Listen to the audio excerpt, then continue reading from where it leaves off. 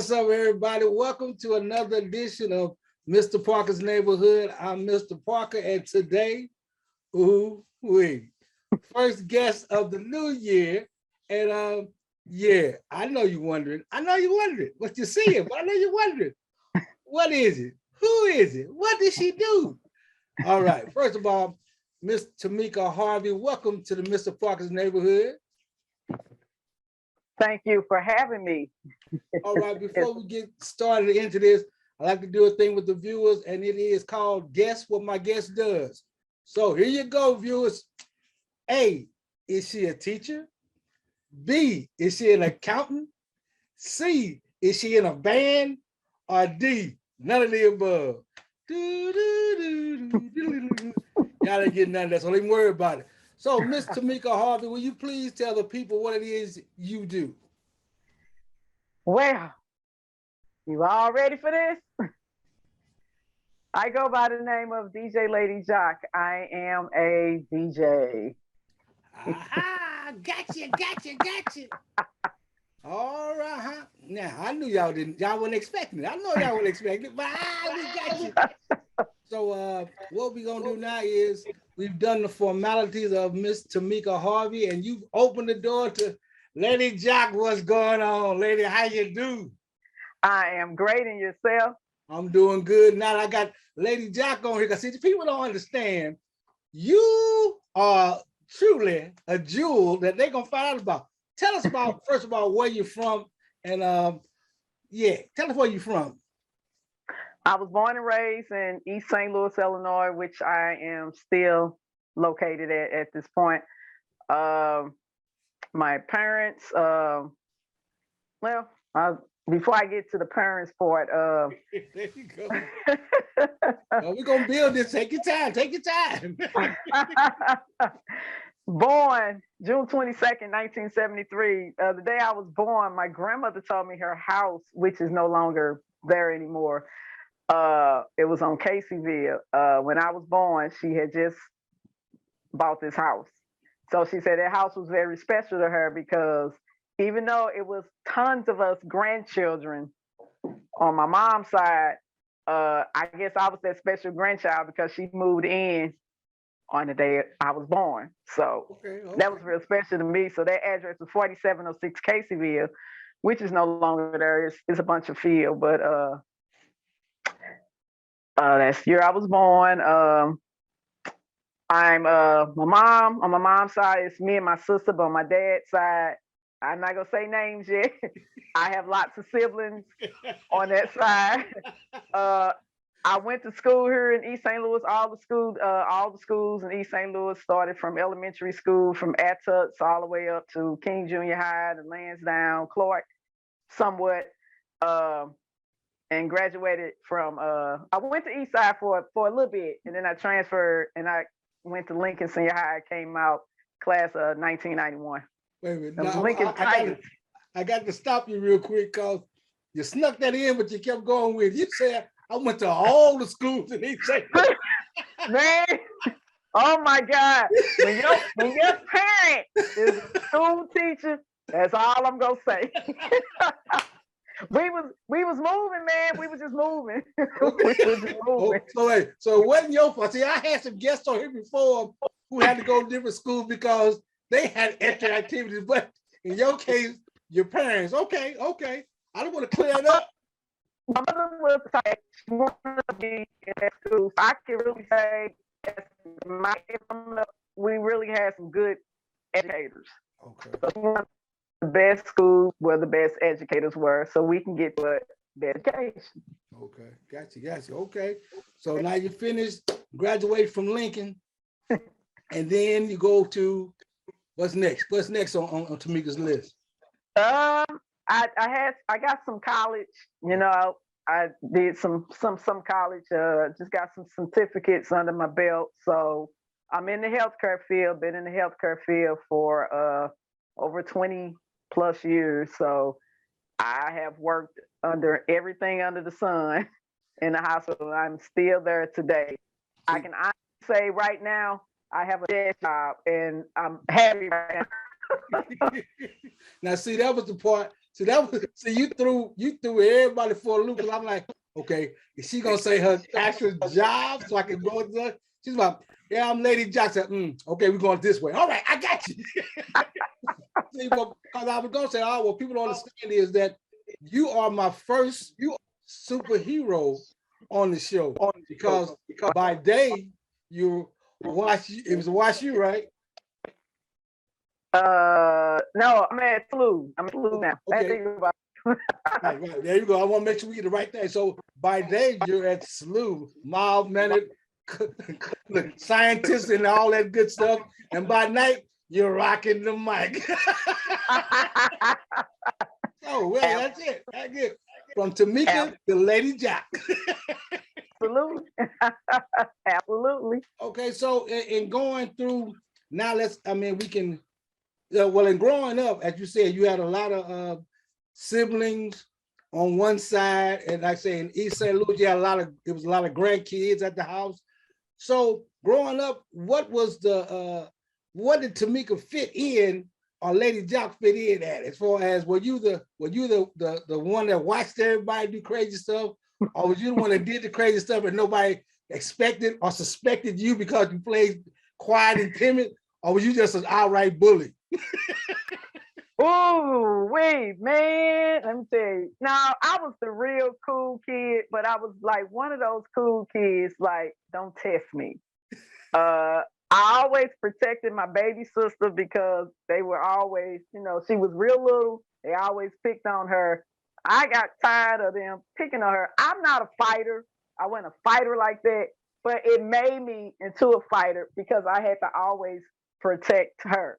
And it was kind of rough coming in school because I was like her baby bodyguard. But then when you cool with everybody in school, you got them big sisters and brothers. So not only was they protecting me, but they was protecting her as well. And family, we were all close knit coming up as kids. We didn't really need a lot of friends because on my mom's side, my grandmother had like 42 grandkids. Okay. Yeah.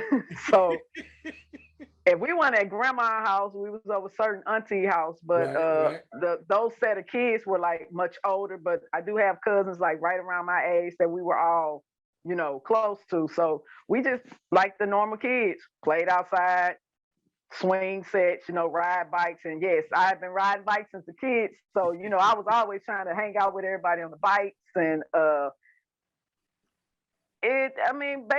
that's pretty much, it on my grandma's side, my dad's side. Grandmama was always taking us places. We were always going out of town and concerts after concerts after concerts. So every weekend, I really love going over my dad's mom's house, then over my mom's mother's house. But I love them both, may them rest in peace. But I can truly say both of them, they really let us have our way as kids because we kind of got what we wanted, but they had their favorites. I don't know who their favorites were, but I kind of felt like I was, but I better take that, I better get a lawyer on that. Right. Don't do that to yourself. Don't do it. But I love both of them because they was the type of grandmothers, they took us around, our family members, let us know who was who, what was what. And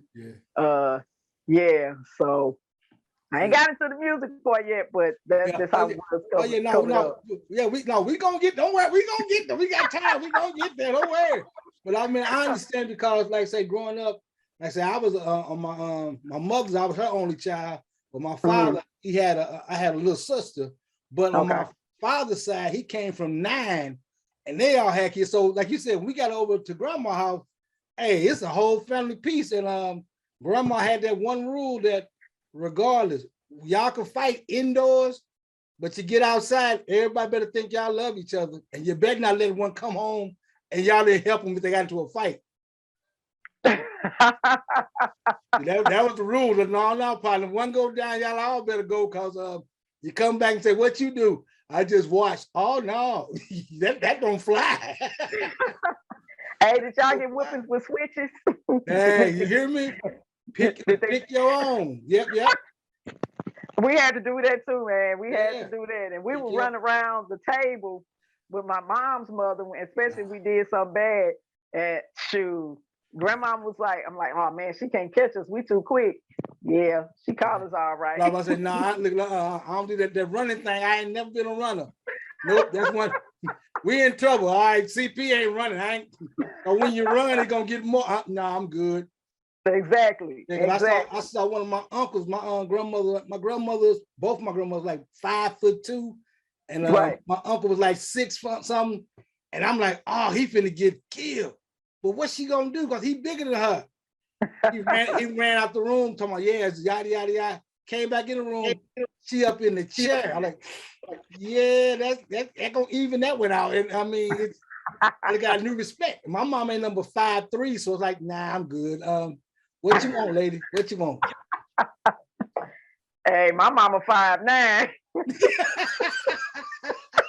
Shoot, I was like, man, y'all got the height, and me and my sisters, we like, I'm 5'5", she 5'4", and I'm just like, my daddy's 6 foot and all this the height.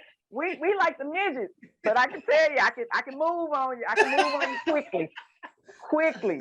If I'm one of them kids, you hit me, I can tag you so hard, like, I'll be gone.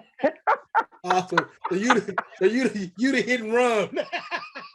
But I never ran track in school. I never ran track. Now, I'm about to ask you. So did you do anything in school? The only thing I'm gonna tell you what I did in school, and this was funny. My 6th grade year, we were in the gym. We were in a tournament, a basketball tournament.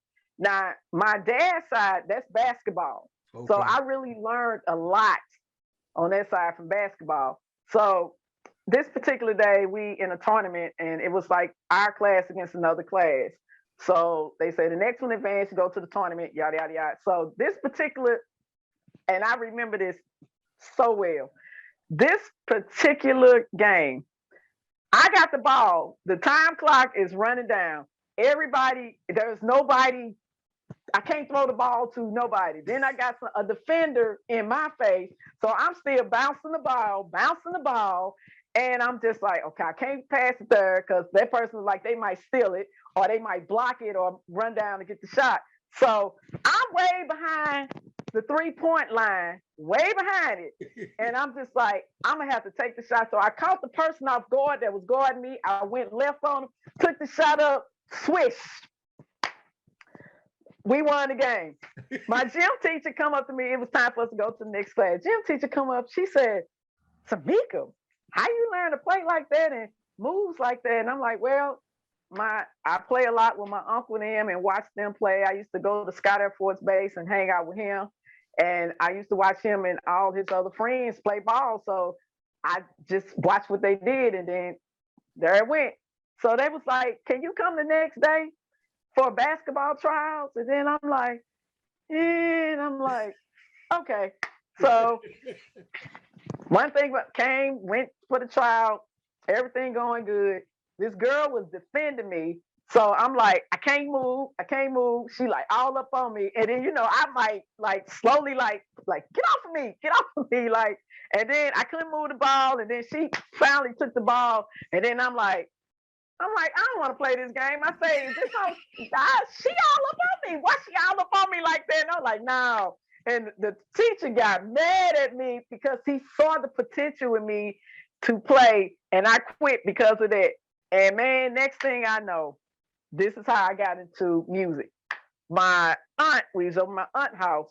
Her next door neighbor found an instrument. She didn't know what it was. So she gave it to me, say, take it to your school and ask your teacher what it is. Took it to school, opened it up. The music teacher was like, this is a clarinet. He say, and on top, it's a wooden clarinet. He say, where you find this at? And I'm like, I don't know. I say, my aunt neighbor gave it to me. And they said, if I found out what it is, they say I can have it because they say they not doing nothing with it. So I brought it to school. And he was like, he said, would you be interested in playing? I say, well, if you teach me, yeah. Learned how to play the clarinet at the age of 10. Wow. So that was your music beginning.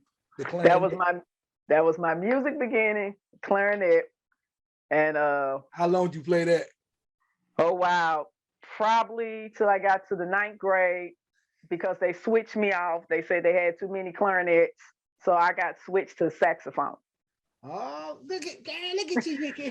See, I didn't know Lady Jock could play the saxophone. Still got it. Lady Jock. Oh, okay, see, I told you, y'all gonna learn something new. You didn't know. I didn't know you played the saxophone. Oh, look at I'm that. a little rusty on it.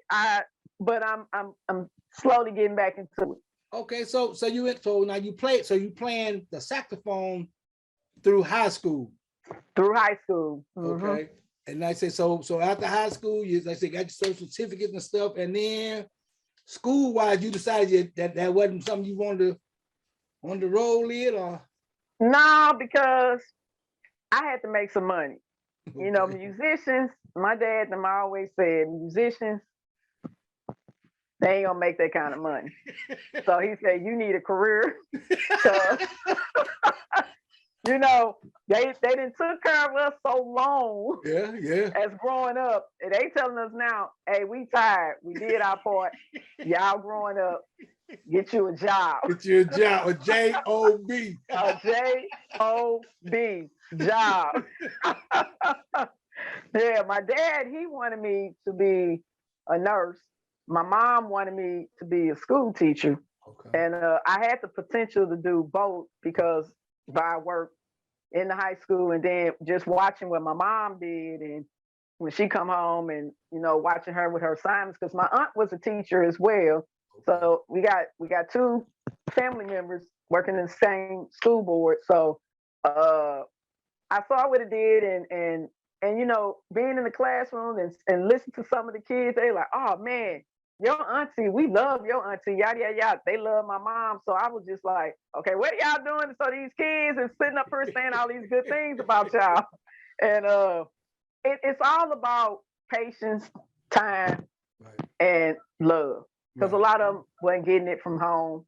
Right. So that's what mom did. And, you know, but I didn't go for teaching.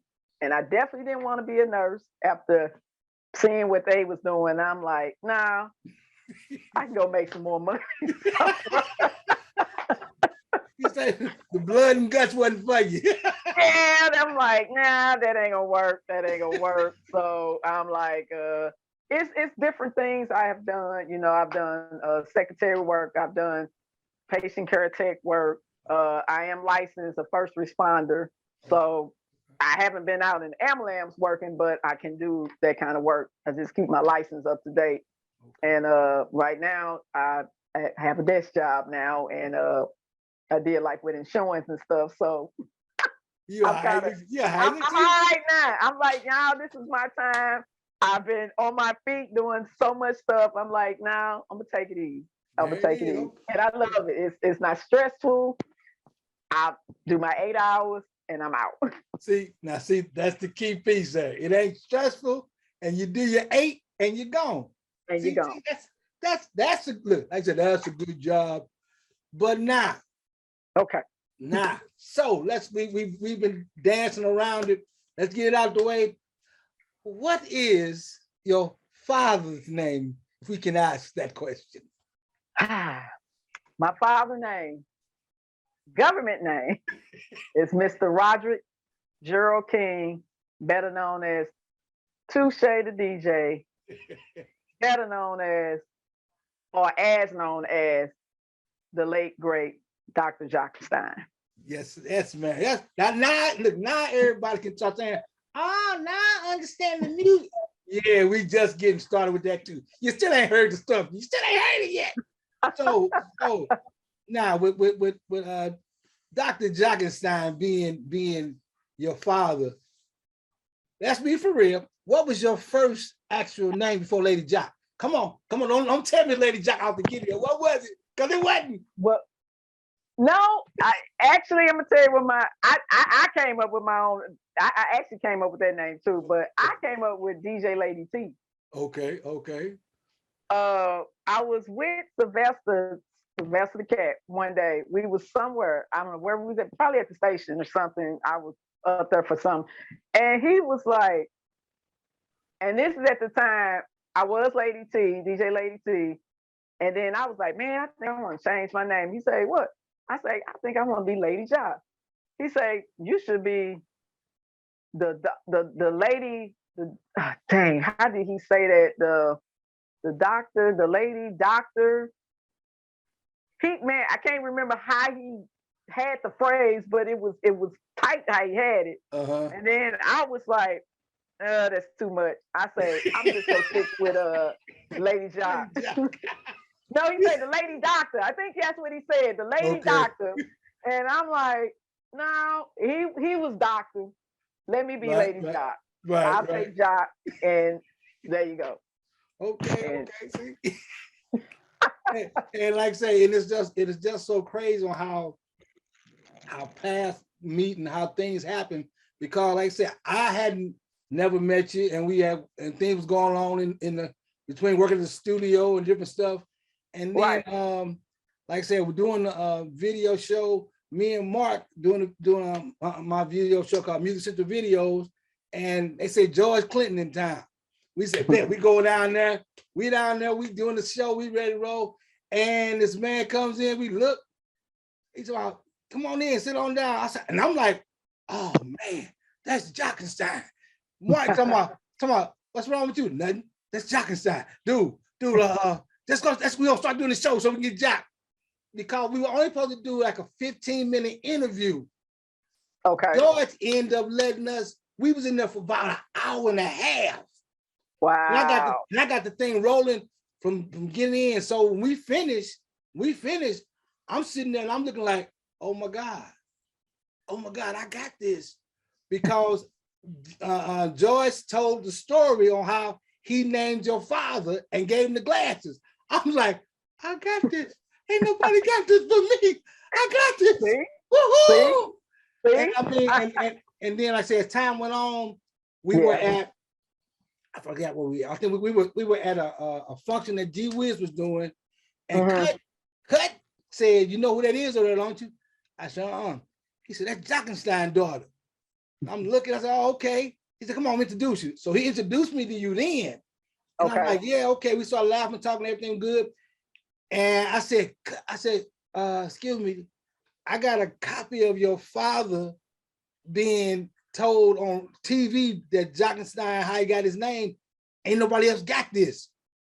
Everybody was trying to tell their version of the story, but no one had the footage but me. I'm like, I can give it to you. Like, and it was funny because you looked at me like, you gonna do that? I was like, yeah, cause we know how the industry is. I remember. We know how the industry is and how people talking about, yeah, I got this, and it'll cost you such. And I'm like, and you look at me like, really? You gonna give it to me? Like, yeah, you can have it. I mean, I got a copy for myself, so.